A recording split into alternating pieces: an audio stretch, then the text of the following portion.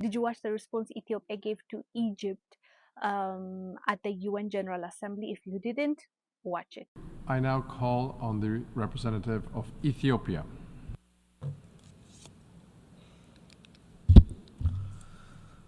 Mr. President, I take the floor in the exercise of right of reply against a statement delivered by a representative of Egypt against my country, Ethiopia. The extensive statement by Egypt's representative can be summarized in short as categorically rejection of our efforts to ensure dignified life to our people. While we share no border, Ethiopia is linked with Egypt through the Nile. We believe Nile is a solemn nexus between our countries that ought to create shared peace and prosperity to the people of our sisterly countries. It's never Ethiopia's intention or conduct to create tension and hostility towards Egypt. The Speaker, as stated from his statement, had made it clear to this Assembly Egypt's position against the universally accepted principle of permanent sovereignty of states over their natural resource and their right to use it for the benefit of their people. The people of Ethiopia, using their own finances, built the Grand Ethiopian Renaissance Dam. The dam is built over the river Abai, which, as correctly explained by the representative of Egypt, is a tributary to the river Nile. It is bringing light to millions of Ethiopians deprived of such basic necessity. It is bringing integration to our region through energy, trade, and connectivity. The river Abai traverses 2/3 of Ethiopia's territory and makes up 70% of Ethiopia's water resource. While having the resource, the people of Ethiopia continue to live in food and energy insecurity.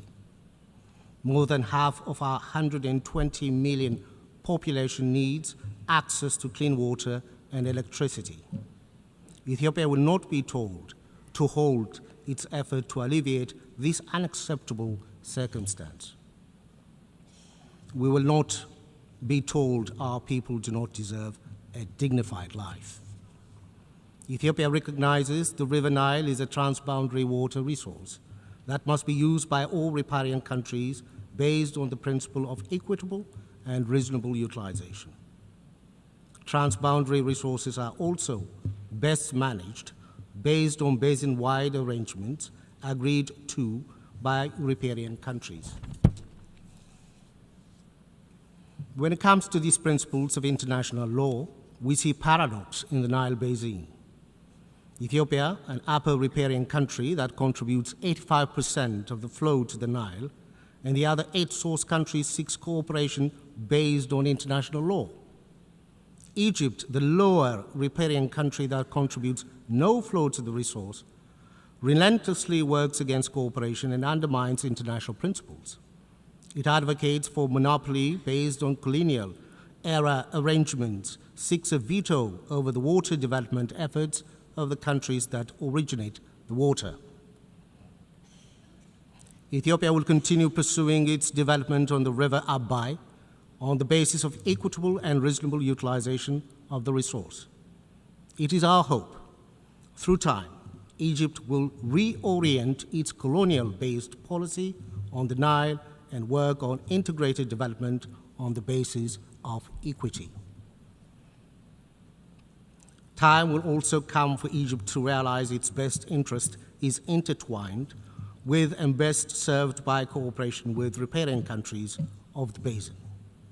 More importantly, the old playbook that seeks to secure unfettered flow of the Nile by preoccupying the source countries with conflict and insurgencies will not work. On this basis, Ethiopia calls on Egypt to immediately stop its destabilization efforts in the Horn of Africa. Time to negotiate and find a win-win solution is now.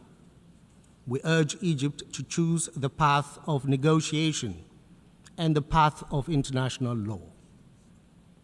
The Cooperative Framework Agreement on the Nile River is entering into force on 13th October 2024. Egypt has the golden opportunity to return to peaceful conduct of its relations with the Nile River riparian states. Egypt is thus encouraged to ratify the CFA and play a constructive role in regional development. I thank you, Mr. President.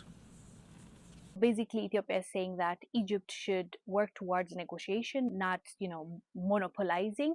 And I like how the Ethiopian representative said that.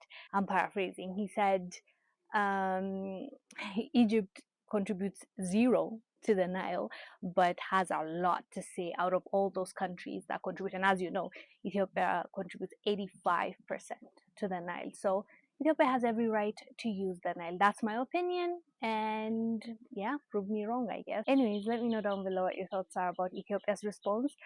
It's an ongoing discussion, so we'll hear more about it in the coming days, weeks. We'll keep you updated.